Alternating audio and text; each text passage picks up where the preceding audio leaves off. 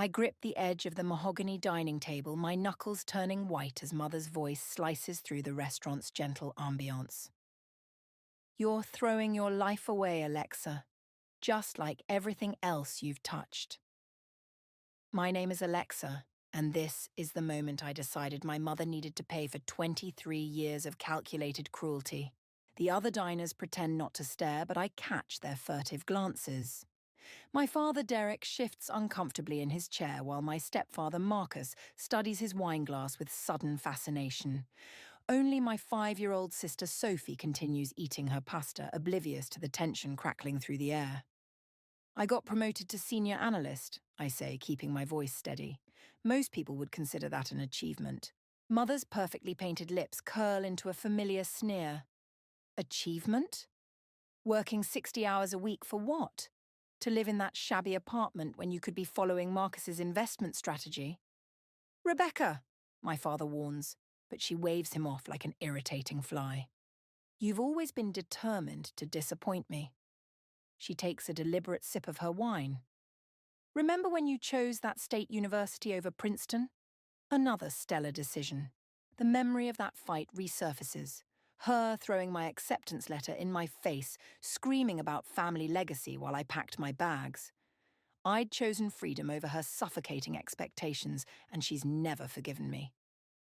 I'm doing fine, Mother. More than fine, actually. Fine, she laughs, the sound sharp as breaking glass. Is that what you tell yourself? While your sister is already in advanced placement at 5, you're still fumbling around trying to find yourself. Sophie looks up at the mention of her name, marinara sauce smeared across her chin. Mother immediately softens, reaching over to dab her face with a napkin. Careful, sweetheart. This is why we always wear our special eating clothes, remember? The contrast in her tone makes my stomach turn.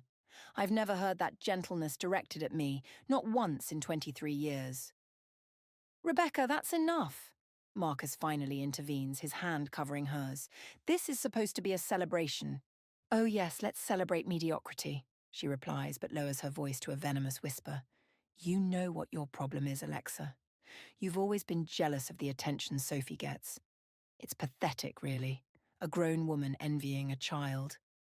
Something snaps inside me. Years of carefully contained rage bubble to the surface as I stand, my chair scraping against the floor. The only pathetic thing here is watching you try to recreate your perfect family with Sophie because you failed so miserably with me. Mother's face flushes red. How dare you? No, how dare you? I grab my purse, hands shaking. You've spent my entire life trying to mold me into your mini-me, and when that failed, you replaced me with a newer model. Well, congratulations. Sophie's everything you wanted. But remember this, she'll grow up too, and eventually she'll see you for what you really are. I turn to leave but pause, delivering one final blow. By the way, that promotion comes with a corner office, higher up than Marcus ever got at that firm. The silence that follows me out is deafening. As I step into the cool evening air, my phone buzzes with messages. Probably my father trying to smooth things over, like always.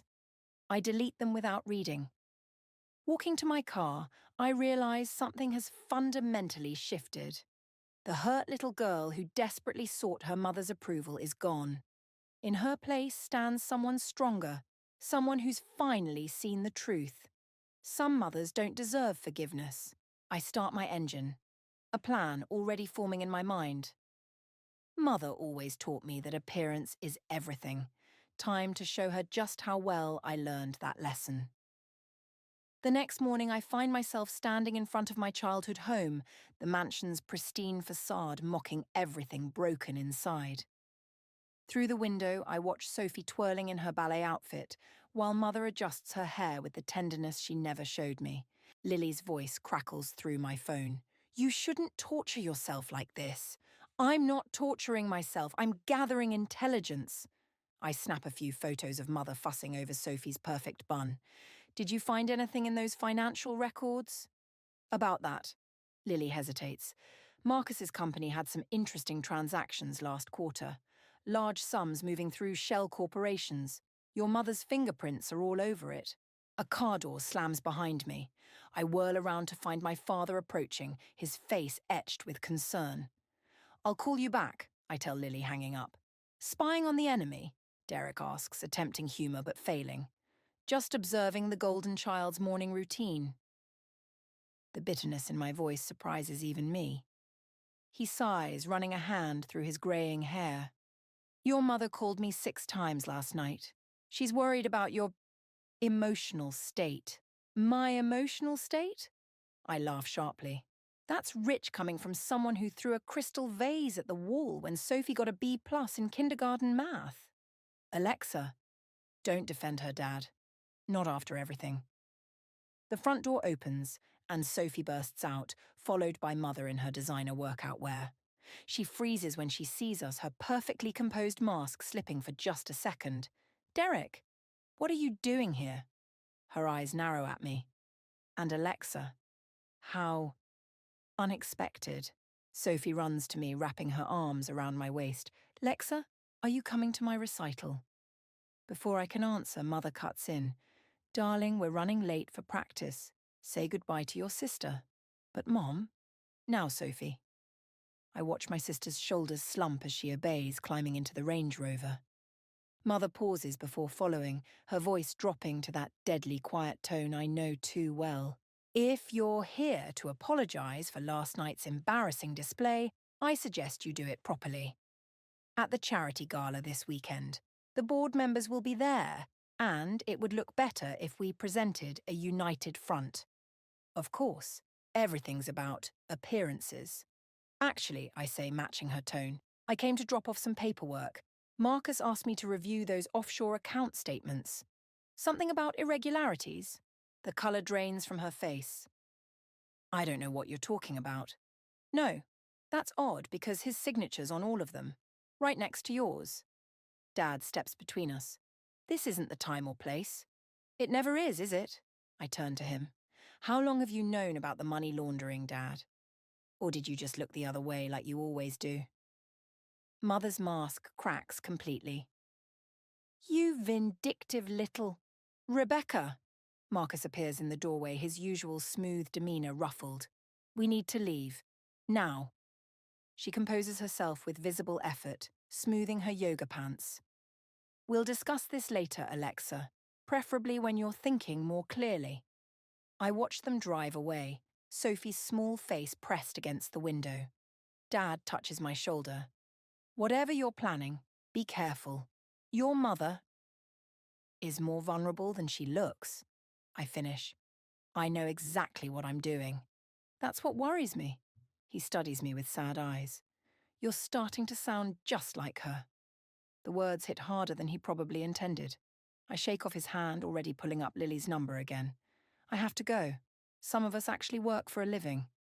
Alexa, wait. But I'm already walking away, my mind racing with possibilities. Mother thinks she can control the narrative. Fine. Let her try. Because while she's busy maintaining her perfect facade, I'll be dismantling it piece by piece, starting with those offshore accounts. Behind me, I hear Dad calling my name, but I don't look back, can't look back. Because if I do, I might remember the little girl who once believed in happy endings. And that girl has no place in what comes next. The charity gala sparkles with fake smiles and designer gowns, but I'm focused on the USB drive burning a hole in my clutch. 3 hours of hacking into Marcus's private server revealed enough dirt to bury them both. You're sure about this? Ryan squeezes my hand as we navigate through the crowd. Once you start this... They started it. I spot Mother holding court near the champagne fountain, Sophie perched on her hip like a perfect accessory. 23 years ago, the ballroom of the Riverside Country Club drips with old money and new secrets. I recognize half the faces from Mother's dinner parties, the same people who watched her tear me down year after year, sipping their wine and pretending not to notice. Alexa. Marcus intercepts us, his smile tight. A word? Ryan starts to protest, but I shake my head. It's fine. I'll catch up. Marcus leads me to a quiet corner, checking over his shoulder. Whatever game you're playing needs to stop now. Game? I thought we were discussing those interesting transfers to the Cayman Islands. His facade cracks. Your mother is stealing from your company to fund her lifestyle? I pull out my phone, showing him the transaction records. Or did you know about that? You have no idea what you're dealing with. Actually, I do. See those board members by the bar? I nod toward a group of elderly men. They'd be very interested in these numbers, especially since they match the exact amount missing from the pension fund. The colour drains from his face. You wouldn't. Try me. A commotion draws our attention. Mother stands at the centre of the room, champagne glass raised. If I could have everyone's attention, Sophie has prepared a special performance. The crowd coos as my sister steps forward in her miniature ballet outfit. I move closer, watching Mother's triumphant expression. Before we begin, she continues, I'd like to thank everyone for supporting our foundation, especially since recent events have brought certain family matters to light. Her eyes find mine. My eldest daughter, for instance, has been struggling with some emotional difficulties, but we're getting her the help she needs. The room goes silent. Ryan appears at my side, but I barely notice. What are you doing? I hiss. Damage control, darling. Her smile never wavers. We can't have you spreading nasty rumors about the family, can we? You mean the truth? The truth? She laughs delicately. About how you've been obsessing over childhood slights, fabricating stories about financial impropriety. I feel the room turning against me, whispers spreading like poison. Show them the records, I tell Marcus. Tell them what she's been doing. But he steps back, shaking his head. I think you should leave, Alexa, before this gets worse. That's when I see it, the slight tremor in Mother's hand, the way Marcus won't meet my eyes. They planned this, knew I was coming for them, and set the perfect trap. Sophie starts to cry, confused by the tension. Mother pulls her close, playing the protective parent perfectly. Shh, sweetheart, your sister's just having one of her episodes. Episodes? My laugh sounds unhinged even to me. That's rich coming from someone who threw me down the stairs when I was 12 because I got blood on your white carpet. Gasps ripple through the crowd. Mother's mask slips for just a second, revealing the fury beneath. Security? Marcus calls quietly. No need. I pull out the USB drive. I'm leaving, but first, catch Mother. I toss it toward her. She fumbles, drops it into the champagne fountain, exactly as I planned. That was your evidence? She smirks. How convenient. That was a decoy. I meet her eyes. The real files went to the SEC 20 minutes ago. Check your phone. On cue, her phone buzzes, then Marcus's. Then half the room's phones light up with breaking news alerts about potential fraud at his company. You... Mother starts forward, but Ryan pulls me back. Time to go, he mutters. As security approaches, I catch one last glimpse of Mother's face, pure hatred mixed with something else. Fear. Good. She should be afraid. Because this isn't just about revenge anymore. It's about justice. And I'm just getting started. The police lights flash red and blue across Mother's pristine white walls as they lead Marcus out in handcuffs. I watch from across the street, my victory turning to ash in my mouth when Sophie's screams pierce the night air. No, don't take him. She clings to his leg while Mother stands frozen in the doorway, her perfect makeup streaking down her cheeks. My phone buzzes. Lily's text reads, "Turn on the news. Now." I don't need to. The headlines are already spreading like wildfire. Tech CEO arrested for major financial fraud. But it's the subtitle that makes my blood run cold. Investigation reveals multiple conspirators. Ryan pulls up in his car, rolling down the window. Get in. Your father's been trying to reach you. The drive to Dad's apartment is silent until Ryan speaks. You didn't tell me Derek was involved. He wasn't. But even as I say it, pieces start clicking into place. The way Dad always knew about Mother's spending before anyone else, his careful avoidance whenever I mentioned Marcus's company. Dad's waiting at his door, looking older than I've ever seen him. You should have come to me first. Why? So you could warn them. He pulls me inside, closing the door on Ryan. The FBI just left. They're looking into everyone connected to Marcus's accounts. Good. but my voice wavers. Including the offshore trust fund in your name? The floor seems to tilt beneath my feet. What trust fund? The one your mother and I set up when we divorced. He sinks into his armchair. The one Marcus has been using to hide money for years. That's impossible. I never... You were 3. He won't meet my eyes. Rebecca insisted. Said it was for your future, but really, it was her insurance policy. Against me. Against anyone who might threaten her lifestyle. My phone rings. Mother. When I answer, her voice is eerily calm. Having fun destroying our family. You did that yourself? Did I? Tell me, darling, how do you think the FBI will react when they discover your trust fund? The one that's been receiving mysterious deposits for 20 years? The room spins. You wouldn't. Wouldn't I? Sophie needs at least one parent out of prison. She pauses. Unless we can come to an arrangement. Dad reaches for the phone, but I step back. What kind of arrangement? Simple. You tell the FBI you falsified the evidence against Marcus, that your accusations were motivated by childhood resentment. Your trust fund will be proof of your instability, a desperate attempt to frame innocent people. They'll never believe, with the right lawyers, the right witnesses, you'd be amazed what people will believe. Her voice hardens. You have 1 hour to decide. Your revenge or your freedom. Choose wisely. The line goes dead. Dad starts to speak, but I hold up my hand, remembering every perfect birthday party thrown for Sophie, every time Mother chose her over me. My phone buzzes again. Lily sending documents, bank statements, emails, a whole digital trail leading straight to my trust fund. I can explain, Dad begins. Save it. I head for the door. You had 20 years to explain. Ryan's waiting in the hallway. What are you going to do?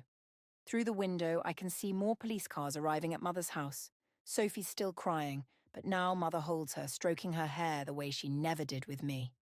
Alexa? I turn to Ryan, my decision crystallizing like ice. Call your cousin at the district attorney's office. I need to make a deal. You can't be serious. Mother's right about one thing. I watch as the FBI enters Dad's building. Sophie needs a parent out of prison. And you're willing to sacrifice yourself? I think of Sophie's tears, of all the times I wished someone had protected me from Mother's poison. Sometimes revenge isn't about destroying your enemies. Sometimes it's about saving someone else. The elevator dings, and federal agents step out.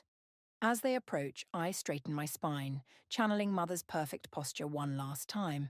Because in the end, she taught me well. Appearance is everything. And right now, I need to appear exactly guilty enough to take everyone down with me. The interrogation room feels smaller with each passing hour. I've given my statement 3 times, each version more carefully crafted than the last. The FBI agent across from me, Agent Chen, slides another document across the table. Your father's signature on the trust fund paperwork, she taps the page. And your mother's. But not Marcus's. Interesting, wouldn't you say? My hands remain steady as I push the paper back. I was 3, I don't remember any paperwork. But you remember enough to accuse your stepfather of fraud. The door opens. Lily stands there with Ryan, both looking exhausted. Your lawyer's here, Lily says. I don't need... Yes, you do. Ryan's voice carries an edge I've never heard before. They're searching your apartment right now. Agent Chen's expression doesn't change. We can continue this later. In the hallway, Lily grabs my arm. They found something in your email. Messages between you and Marcus from 6 months ago. The floor seems to tilt. That's impossible. I never... Someone used your account. The timestamps match your mother's login patterns. Of course. Mother always did know how to play the long game. I lean against the wall, remembering all those times she borrowed my laptop, claiming hers wasn't working. There's more. Ryan won't meet my eyes. Sophie's trust fund. It's connected to yours. If one goes down, they both do. The realization hits like a physical blow. Mother's ultimate insurance policy, linking my fate to Sophie's. My phone buzzes with a text from an unknown number. The DA's office, 1 hour. Come alone or Sophie loses everything. R. I need air, I tell them, heading for the stairs before they can stop me. The DA's office occupies the top floor of a glass tower. Mother stands at the window, her reflection perfectly composed despite everything. I always knew you'd try to destroy me. She doesn't turn around, but I never thought you'd be stupid enough to succeed. Where's Sophie? Safe, unlike her trust fund. Now she faces me, eyes glittering. Did you know child services gets involved when there's financial fraud? Such a shame, really. All those private school opportunities gone.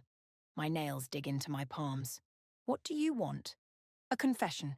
Written, recorded, and notarized. You orchestrated everything. The false evidence, the SEC investigation, all of it. A desperate attempt to frame your innocent parents. You mean like you framed me with those emails? Her smile is razor sharp. Prove it. My phone buzzes again. Lily sending screenshots of bank records. Something catches my eye. A recurring transfer from Mother's private account to Marcus's company, starting the day Sophie was born. You knew. The pieces click together. You knew what Marcus was doing from the beginning. That's why you pushed him to adopt Sophie, to protect her trust fund from what was coming. I protected both my children. Her voice hardens. One of them was just smart enough to appreciate it. By making me an accomplice? By giving you an opportunity. She steps closer. Take the fall, Alexa. Be the villain you so desperately want to be. Sophie keeps her future, you get your revenge by exposing our manipulation, and everyone wins. Except me. Please, she waves dismissively. You've been playing victim your whole life. Now you can be a martyr instead. My phone buzzes one last time. Ryan sending security footage from Mother's house. The timestamp shows her at her computer logging into my email account. Proof. I look at my mother, really look at her, and see something I never noticed before. Fear. Not of justice or exposure, but of losing control. Of being powerless like she made me feel all those years. You're right, I say quietly. I have been playing a role my whole life. She relaxes slightly, victorious. But not victim. I pull out my phone, showing her the security footage. Student, you taught me everything I know about manipulation, Mother, including how to set a trap. The colour drains from her face as Agent Chen steps into the room, recording device in hand. Thank you, Mrs. Harrison, Chen says. That was quite a confession. Mother lunges for my phone, but it's too late. Her mask finally cracks completely, revealing the monster I always knew lurked beneath. And as they lead her away, I realize something. Sometimes the best revenge isn't about destroying your enemy. It's about becoming strong enough to walk away from their game entirely. The holding cell smells like bleach and despair. I've been here for 6 hours since Mother's lawyer produced evidence that I'd been embezzling from Marcus's company all along. The security footage I thought would save me? Apparently doctored. My phone? Conveniently missing after the DA's office confrontation. Your father's here. The guard's voice echoes off concrete walls. Dad looks older than ever, his shoulders bent under an invisible weight. The house is being seized, he says without preamble. They're taking Sophie into protective custody. My stomach lurches. She can't stay with you. Rebecca's lawyers are arguing I was complicit. He won't meet my eyes. They found transfers from my account to yours. Monthly payments going back years. The child support you owed looks like hush money now. His laugh is hollow. Your mother's good, I'll give her that. A new guard appears. Mr. Harrison, time's up. And Ms. Harrison. She checks her clipboard. Your boyfriend's withdrawn his statement supporting your alibi. The words hit like physical blows. Ryan, the one person I thought would never. He's scared, Dad says quietly. We all are. After he leaves, I press my forehead against the cold wall, trying to think. Mother's masterpiece is complete. She's turned everyone against me, just like she always threatened she would. Lily appears next, her face grave. I found something. About Sophie's adoption. What? The papers weren't filed properly. Marcus never legally adopted her. Hope flares briefly before reality crushes it. That doesn't matter now. I'm going to prison. Unless you're not Sophie's legal guardian. I stare at her. What are you talking about? Rebecca filed temporary guardianship papers this morning. For me. Lily's voice cracks. She's been planning this for months. Said if I didn't accept, she'd reveal what really happened the night of my father's accident. The piece I've been missing clicks into place. The night Mother was driving. Lily nods, tears streaming. I'm so sorry, Alexa. I can't lose everything.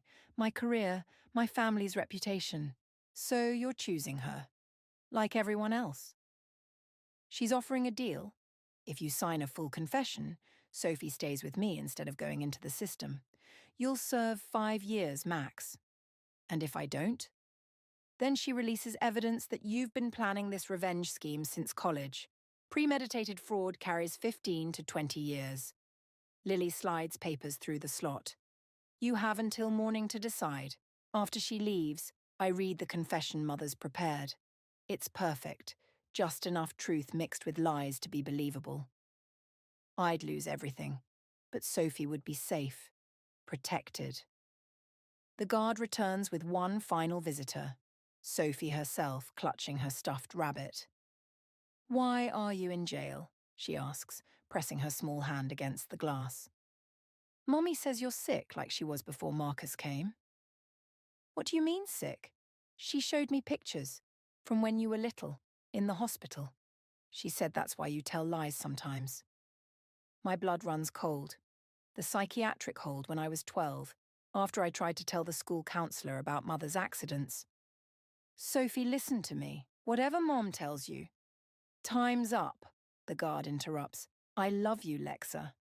Sophie's voice wavers. Mommy says if I'm good, maybe they'll let you come home soon. They lead her away as I slam my fist against the glass, feeling the last pieces of my life crumble. Mother's won. She's taken everything. My freedom, my reputation, even my sister's trust. I pick up the confession, pen hovering over the signature line. One signature to save Sophie from the system, to keep her from ending up like me. But then I remember Mother's words from years ago. Sometimes the greatest power isn't in fighting back. It's in knowing when to let someone destroy themselves. I tear the confession in half. Because maybe, just maybe, Mother's final lesson will be her undoing. After all, she taught me everything I know about patience, about playing the long game. And prison? Prison gives you nothing but time to plan. 3 months into my sentence, Mother visits. She glides into the prison visiting room like she's entering a country club. Designer handbag clutched close as if the fluorescent lights might tarnish it. You're looking institutional, she says, settling into the metal chair. Cut the small talk. Why are you here? She slides a manila envelope across the table. Marcus is dead. Apparent suicide in his cell last night. My fingers go numb. What? He left a confession. Full details of the financial fraud going back decades, names, dates, offshore accounts. Her smile is brittle. Including evidence that completely exonerates you. How convenient, isn't it? She leans forward. Of course, the confession hasn't been officially filed yet. That depends on you. A guard shifts nearby, reminding me we're being watched. What do you want? Sophie's trust fund is still tied to yours. If Marcus's confession goes public, she loses everything. Mother's voice drops. Unless you sign over your rights to both trusts. Permanently. So you can steal from her too. So I can protect her from becoming you. The words slice deep, but I force myself to stay still. Where is she? Safe, with Lily, who, unlike you, understands family loyalty. I think of Sophie's face pressed against the visiting room glass, of all the times Mother used her as a weapon against me. And Dad? Cooperating. Amazing what people will do when faced with federal charges. She checks her watch. You have 10 minutes to decide. The DA's waiting for my call. I stand abruptly, making her flinch. You really think you've won, don't you? Darling, I won the moment you were born. Some people are simply born to lose. Like Marcus? Her composure cracks just slightly. What? I lean closer, dropping my voice. Did he really kill himself, Mother? Or did you help him along, like you helped Lily's father? You can't prove anything. Actually, I can. I smile, channeling her own cold expression. Remember those hospital records you used to convince Sophie I was crazy? I requested copies. Found something interesting in the toxicology reports from that night. Something that matches what they found in Marcus's cell. She goes very still. You're bluffing. Am I? Check your phone. On cue, her phone buzzes, an email from my father's account containing decades of carefully preserved evidence. Every accident, every convenient death, every financial manipulation. Dad may be cooperating, I say quietly, but not with you. God! She stands, but I grab her wrist. Sit down, Mother, we're not finished. You'll never prove... I don't need to prove anything. The FBI is executing a search warrant at your house right now. Amazing what they find when they know where to look. Her mask finally shatters completely. You planned this. All of it. Even getting arrested. You taught me well. About patience. About playing the long game. I release her wrist. About making sure your enemies destroy themselves. The guard approaches. Everything okay here? Fine, Mother says, but her voice shakes. My daughter was just leaving.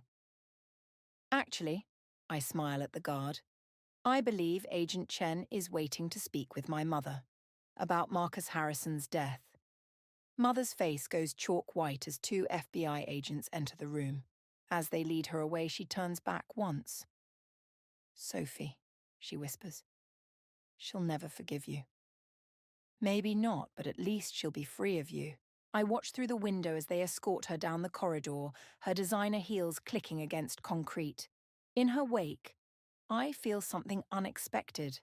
Not triumph, not satisfaction, but a profound emptiness. Because in the end, the greatest revenge wasn't destroying her empire or exposing her crimes. It was becoming strong enough to walk away from her game entirely. Tomorrow I'll be released. Evidence of my innocence already filed with the court. Sophie will be waiting with Dad, starting a new life untainted by Mother's poison. But tonight I sit in my cell one last time, remembering the little girl who once desperately sought her mother's love.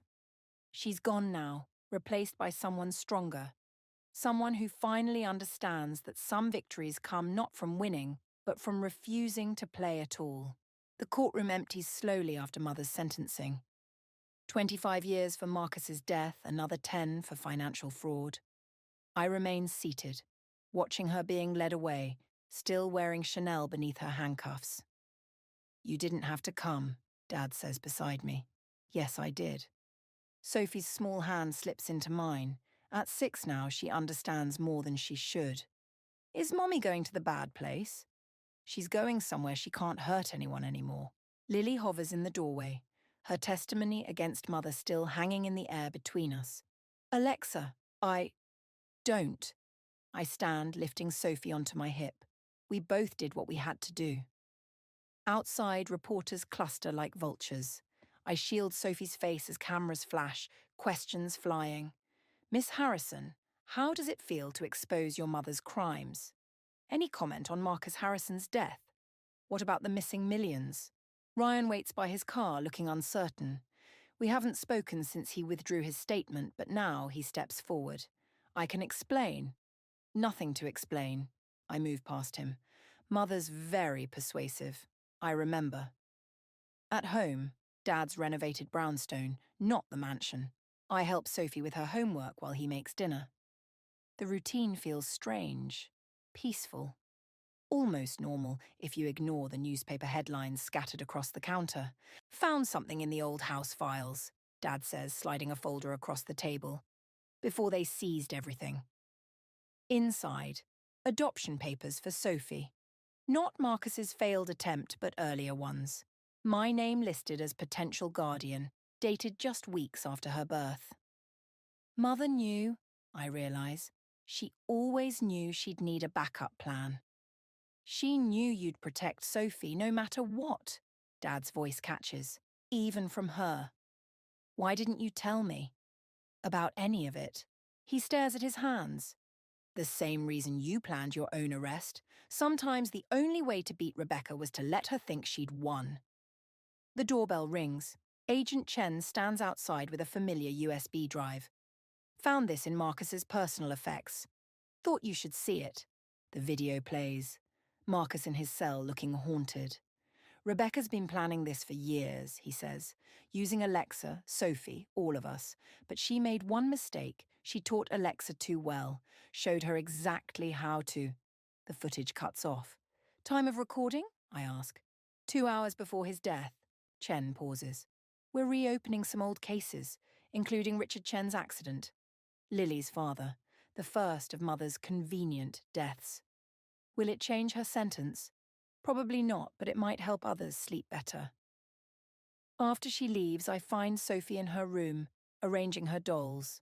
One lies face down, abandoned, Mother's last gift to her. Can we visit Mommy? She asks. Do you want to? She shakes her head.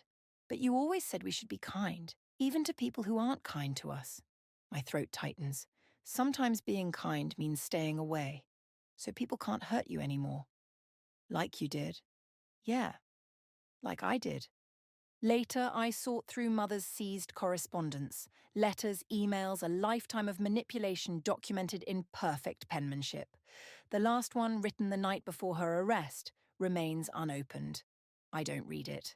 Instead, I watch Sophie sleep, her face peaceful in the glow of her nightlight. On her desk sits a family drawing. Just 3 figures now. Her, me, Dad. No Mother looming over us. No Marcus in the background. My phone buzzes. An unknown number from the prison. Mother, probably, with one last attempt at control. I block the number. Because sometimes victory isn't in the revenge you take, but in the power you refuse to give.